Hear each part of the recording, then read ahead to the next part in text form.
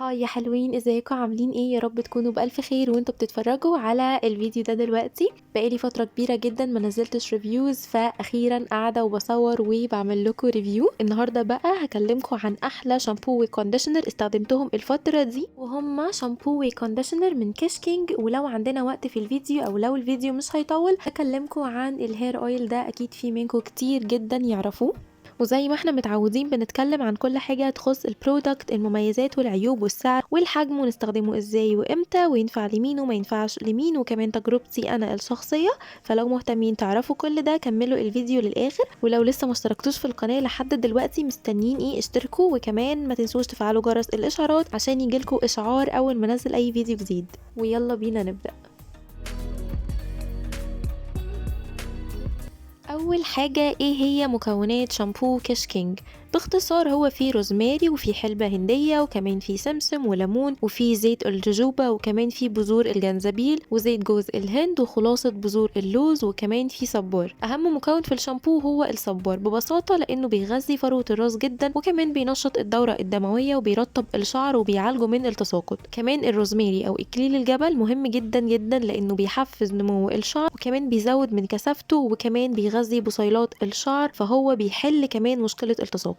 طيب ايه هي بقى مميزات شامبو كيش كينج؟ هو مليان مميزات. اول حاجة هو بيعالج بشكل كبير جدا تساقط الشعر، كمان هو منتج امن جدا وخالي من المواد الكيميائية اللي ممكن تضر الشعر بشكل كبير، كمان بيفرد الشعر وبيديله نعومة وترطيب حلو قوي، كمان هو مناسب لكل انواع الشعر، كمان سعره كويس جدا بالنسبة لحجمه والجودة بتاعته وتركيبته اللي كلها مواد طبيعية. هقول لكم الاسعار في الاخر. من مميزاته كمان انه بينظف فروة الراس بشكل مثالي، كمان بيغذي بصيلات الشعر وده لانه بيحتوي على 21 نوع من الاعشاب الطبيعيه، كمان بيساعد في علاج القشره وده عن تجربه شخصيه، كمان قوامه خفيف على الشعر وده بيسهل استخدامه، وكمان بيخلي الشعر مترطب لوقت اطول وبيمنع تشابك الشعر. كده اتكلمنا عن كل مميزات الشامبو، تعالوا بقى اقول لكم على عيوب شامبو كيش كينج.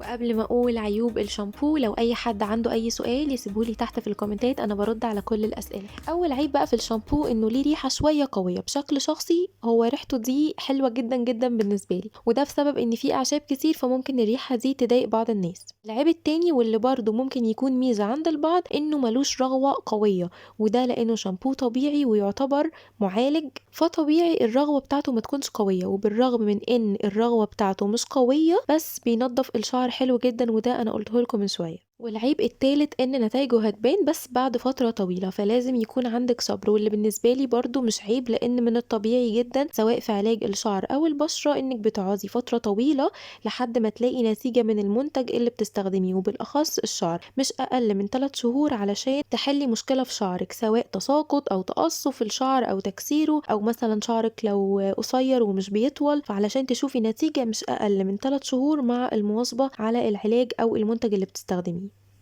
الحجم ده 200 ملي وكنت جايباه من نون بحوالي 91 جنيه، دلوقتي سعر ال 200 ملي 117 جنيه تقريبا، وهو مازال سعره كويس على حجمه وفعلا بيقعد كتير. ولو طلبتوه من نون هيجيلكوا من غير اي مصاريف شحن، وكمان هتاخدوا خصم اضافي 10% لما تستخدموا اي كود خصم من اللي هيطلع هنا دلوقتي، وهحط لكم لينك الاوفر تحت الفيديو على طول. كمان في حجم اللي هو 340 ملي وده بسعر 163 جنيه تقريبا، وهحط لكم برضو لينك الاوفر تحت الفيديو.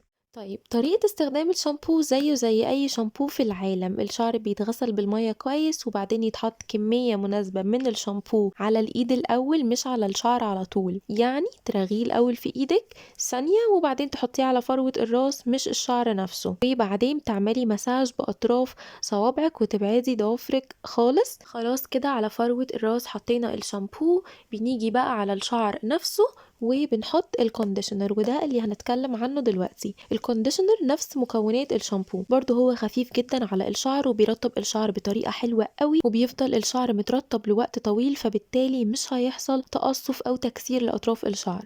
خلينا دايما عارفين ان اي كونديشنر في العالم مش بيتحط على فروة الراس، الكونديشنر معمول بس علشان الشعر.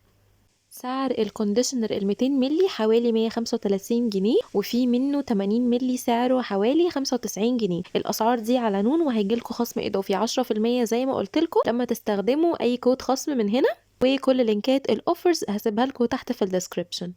في الآخر حابة أقول لكم عن تجربتي الشخصية بالنسبة للشامبو والكونديشنر، حبيتهم جدًا، باستخدمهم بقالي شهور، فأقدر أحكم عليهم وأقول لكم إنهم أحلى من براندات تانية أغلى منهم بكتير، وسواء عندِك مشكلة في شعرِك أو لأ هيكونوا مناسبين معاكِ جدًا، وكمان سعرهم وحجمهم كويس جدًا وهيقعدوا معاكِ وقت طويل.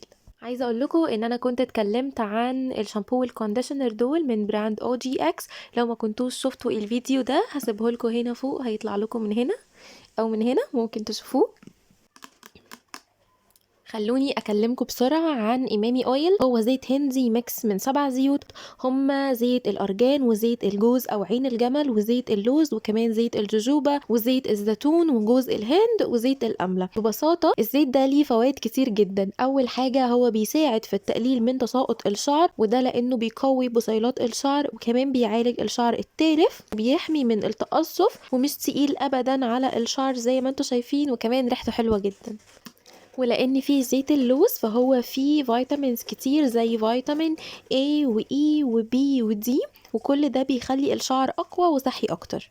كمان زيت جوز الهند مليان بروتينات ومعادن بترطب الشعر جدا وبتحافظ كمان على صحة فروة الراس. كمان الزيت بشكل عام بيساعد في تعزيز نمو الشعر لأنه كمان فيه زيت زيتون، وده مليان مضادات أكسدة ومعادن بتغذي جذور الشعر. كمان زيت الجوجوبا بيحتفظ بالرطوبة والعناصر المغذية للشعر جوه الشعر، فده بيخلي التساقط يقل، وكمان بيحمي الشعر من أي مؤثر خارجي، حرارة بقى أو تراب أو هواء. كمان زيت الأرجان وده من أفضل مرطبات الشعر، والشعر بيمتصه بسهولة جدا لأنه كمان خفيف ومليان فوائد. كمان زيت الجوز أو عين الجمل وده غني بالبوتاسيوم، وده بيخلي الشعر برضو أقوى وشكله صحي أكتر. كمان زيت الأملة وده ليه فوائد كتير، بيقوي الشعر وبيحمي فروة الراس وبيخليها صحية أكتر، فبيقلل من التساقط وكمان بيعمل زي وقاية للشعر من القشرة وبيعالج جفاف فروة الراس وبيحسن مظهر الشعر بشكل عام.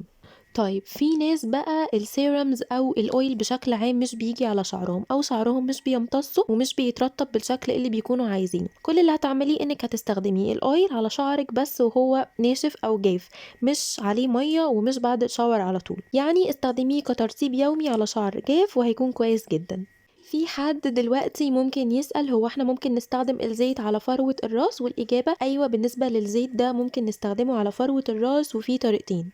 اول طريقة هو يا اما كحمام زيت، بانك بتغسلي شعرك عادي وبعدين بتحطي الزيت على شعرك كله وبعدين بتلفيه بفوطة تكون دافية شوية وبتسيبيه لمدة مش اكتر من ساعتين وبعدين بتغسليه عادي جدا. الطريقة التانية بقى هو انك هتجيبي نقطة، يعني حاجة بسيطة جدا، وتحطي منها على اطراف صوابعك وبعدين تعملي بيه زي مساج على فروة راسك وبس كده تقدري تسيبيه.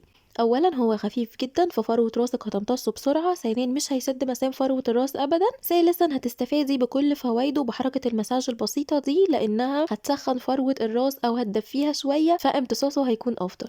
الحجم ده 100 ملي وموجود على نون بسعر 65 جنيه، وفي الحجم 200 ملي موجود بسعر حوالي 109. ده غير ان في انواع كتير من زيت امامي، في باللوز وفي بالحلبة السوداء وفي كمان بالصبار وفي بزيت الخروع، وممكن اتكلم بشكل تفصيلي اكتر عن كل زيت. لو عايزيني اعمل ده اكتبولي في الكومنتات.